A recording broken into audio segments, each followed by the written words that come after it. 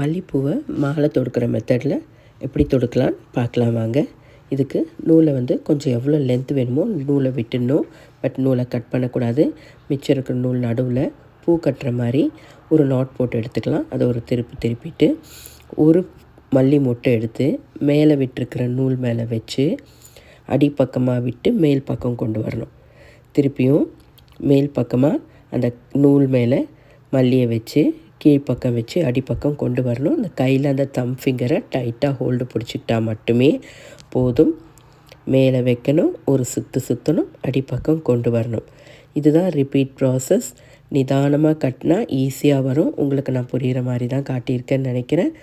ஒரு மல்லி மொட்டை எடுங்க, மேலே இருக்கிற நூல் மேலே வைங்க, ஒரு சுற்று அடிப்பக்கம் சுற்றி மேல் பக்கம் கொண்டு வந்து விட்டிங்கன்னா டைட் ஆகிடும். ஹோல்ட் பிடிச்சிக்கோங்க. அவ்வளோதான். இதே மாதிரி எவ்வளோ லென்த்து வேணாலும் கட்டிட்டு போகலாம். இதை நம்ம மல்லியில் கற்றுக்கிட்டோம்னா நம்ம பட்டு சாரிக்கு ஏற்ற மாதிரி கலர் பண்ணிவிட்டு வேணியாக யூஸ் பண்ணிக்கலாம். பாருங்கள், ஆல்மோஸ்ட் முடிச்சிட்டோம். மேலே வைக்கிறோம், சுற்றி எடுத்து நாட் பண்ணியாச்சு. பூ ready. Subscribe for such interesting videos.